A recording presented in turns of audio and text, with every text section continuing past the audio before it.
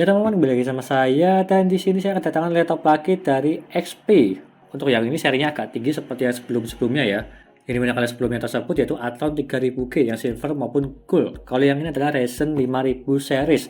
Apalagi ini Ryzen 7, 8 core 16 thread. Terbilang tinggi untuk yang ini. Tapi dia itu memakai eGPU, tidak memakai VGA tambahan seperti contoh RX 560 maupun yang lainnya. Tetapi di sini dia itu menggunakan Vega 8 dari bawah Ryzen 7 5700U. Dan apakah bagus atau tidak dari segi performanya? Dan di sini laptopnya, ini adalah laptop serinya XP 14S, serinya FK137AO. Hampir sama seperti yang 36 maupun yang 37 ya. Cuma yang membedakan dari segi warnanya aja. Kalau yang ini yang gold dia itu serinya 37AO, kalau yang 36 dia itu warnanya silver, cuma ada dua warna aja.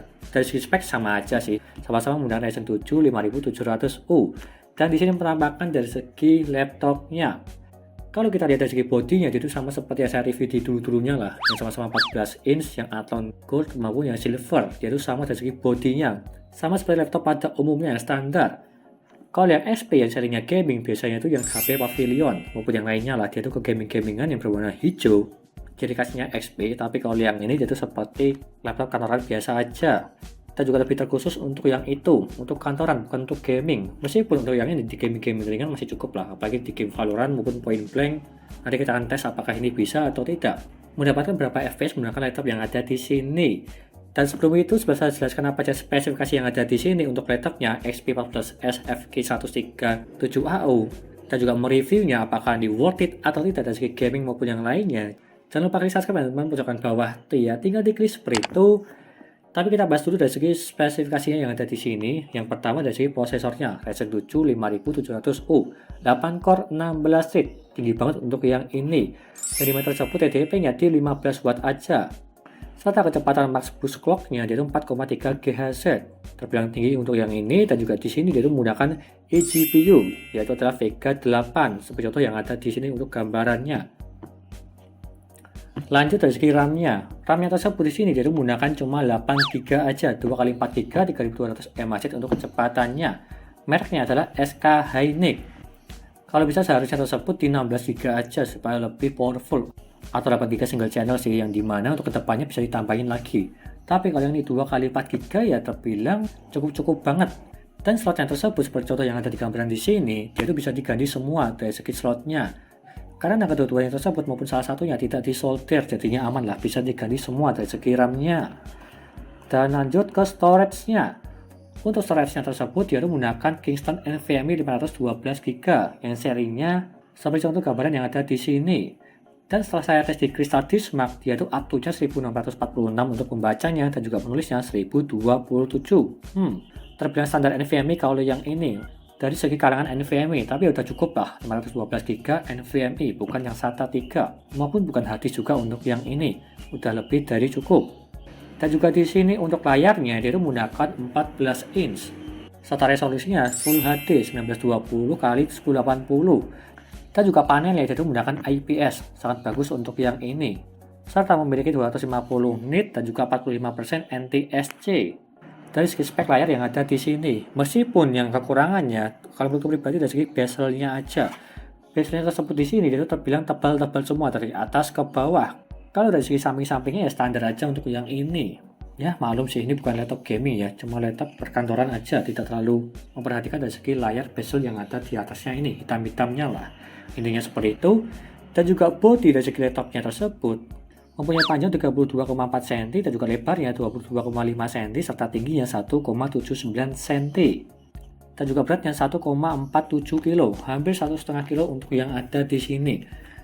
Kalau yang lebih ringan lagi bisa lah di 1 kiloan lebih sedikit lah. Kalau yang ini hampir di 1,5 kg. Jadi bisa bilang ini standar beratnya 1,5 kg.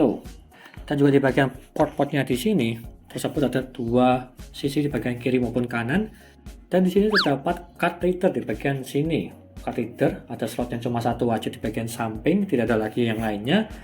Dan juga di bagian sini dia itu ada slot untuk HDMI, USB 3.0 ada dua, dan juga ada Type-C serta audio. Kalau yang ini adalah charger untuk colokan laptopnya yang ada di sini. Seperti itu dari segi port-port di bagian samping kiri maupun samping kanan. Dan nanti kita bahas dari segi kualitas webcamnya. Webcam di bagian depan sini dia itu mempunyai Spectrovision 720p HD kamera with microphone yang ada di bagian dalamnya sini. Dual array digital lah. Dari speknya seperti itu. Dan kualitas gambarnya seperti contoh yang ada di sini. Kalau menurutku pribadi, kalau yang ini dari segi gambarnya udah cukup lah. Apalagi untuk Zoom meeting maupun untuk kuliah, ini udah lebih dari cukup. Yang dimana dari segi gambarnya itu sangat cerah dan juga masih bagus lah. Meskipun untuk resolusi tersebut 720p dan juga 30 fps. Udah lebih dari cukup untuk kalangan laptop di harga di bawah 10 juta untuk yang ini. Dan juga audionya, dia memiliki dual speaker di bagian bawah ini satu. Anda bisa lihat ya, sangat panjang sekali. Dan juga di bagian depan sini dia itu ada speakernya juga. Berarti ada dua speaker yang ada di sini. Untuk kualitas suaranya seperti contoh yang ada di sini.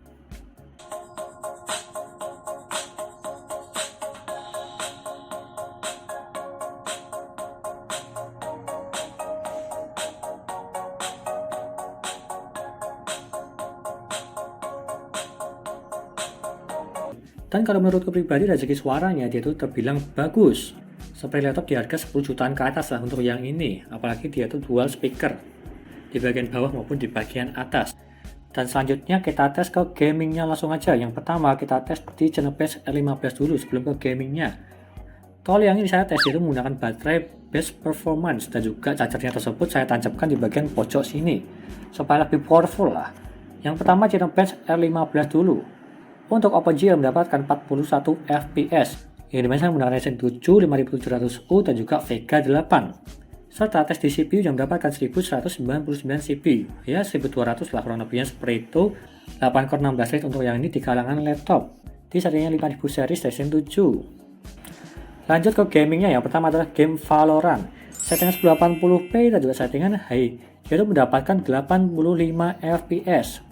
Untuk bermain game Valorant terbilang ini masih sangat nyaman juga, apalagi masih di atas 60 fps untuk bermain game ini menggunakan eGPU Vega 8. Rata-ratanya di 85 fps udah lebih dari cukup untuk game Valorant, apalagi game Valorant tersebut terbilang ringan untuk yang ini.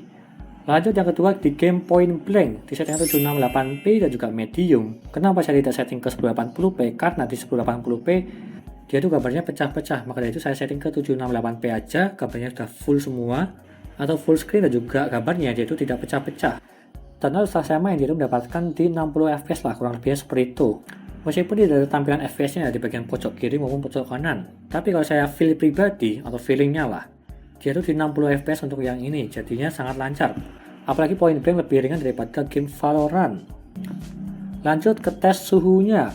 Untuk ini laptopnya dia itu menggunakan single fan aja seperti contoh yang ada di sini gambarannya. Dan saat saya coba hidupkan, dia itu untuk minimal yang mendapatkan 42 derajat untuk minimalnya paling bawah. Itu posisi saya cuma diem aja di desktop, tidak ngapa-ngapain, mentok paling bawah di 42 derajat terbilang dingin untuk yang ini. Apalagi di kalangan laptop, bukan di kalangan PC. Dan juga di maksimalnya, dia itu mendapatkan 77 derajat. Bisa dibilang ini dingin di bawah 80 derajat. Apalagi ini laptop ya, bukan PC sekali lagi.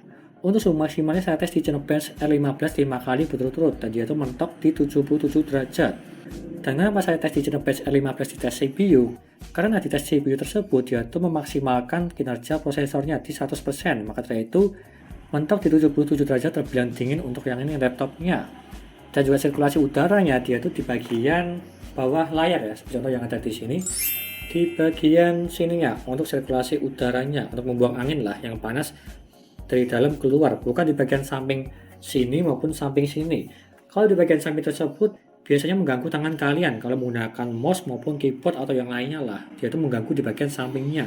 Tapi kalau yang ini dia itu di bagian belakang sini, jadinya aman lah, tidak mengganggu pada saat bekerja untuk yang ini laptopnya.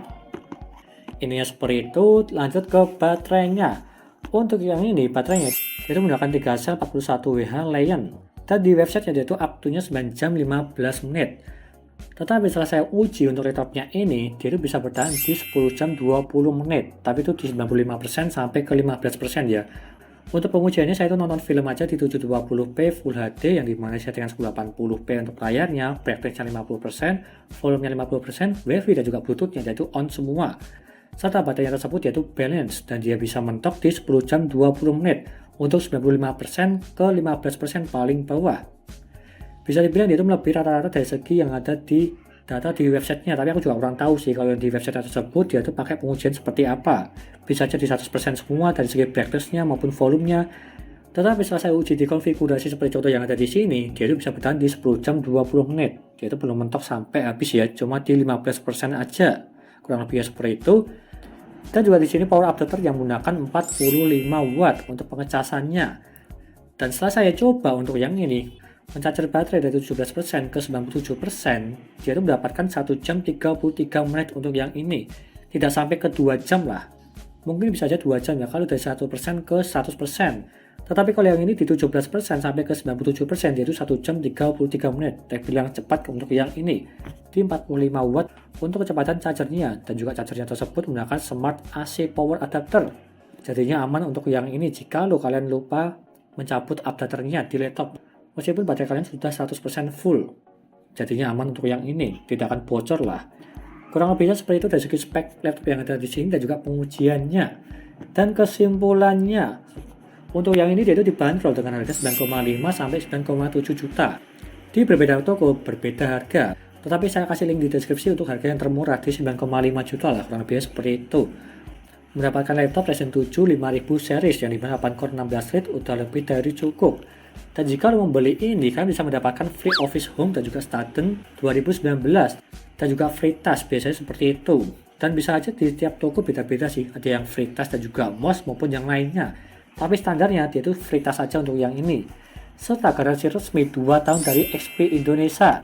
Serta service center yang tersebut tersebar di seluruh Indonesia. Seperti contoh saya di Solo, dia itu juga ada service center untuk mereknya XP. Gak usah bawa ke Jakarta sih, kebanyakan kan pusatnya di Jakarta ya, tapi di Solo pun dia itu juga ada, di Jawa Tengah. Jadi terbilang aman untuk yang itu, kecuali kalau bukan human error ya, dari segi kerusakan laptopnya yang ada di sini. Dan seperti itu aja penjelasan dari saya, dan apakah rekomen atau tidak, kalau menurutku pribadi ini terbilang rekomen untuk kalangan perkantoran maupun mahasiswa, yang dimana dia itu pengen laptop kencang, serta buat gaming ringan-ringan udah lebih dari cukup, bukan antusias gaming ya, kalau yang ini dia itu lebih cenderung ke gaming ringan aja. Dan apalagi untuk ketik-ketik, editing ringan seperti gambar maupun daya baterai yang tersebut itu terbilang bagus dan sangat cocok untuk dibeli dengan harga di bawah 10 juta untuk yang ini. Menggunakan Ryzen 7 5700U 8 core 16 thread. Ini yang seperti itu, dan sekian dari saya. Terima kasih sudah menonton dan juga jangan lupa like dan subscribe. Dan nantikan videonya untuk review-review seperti contoh yang ada di sini, review laptop maupun PC dan juga yang lainnya. Terima kasih sudah menonton.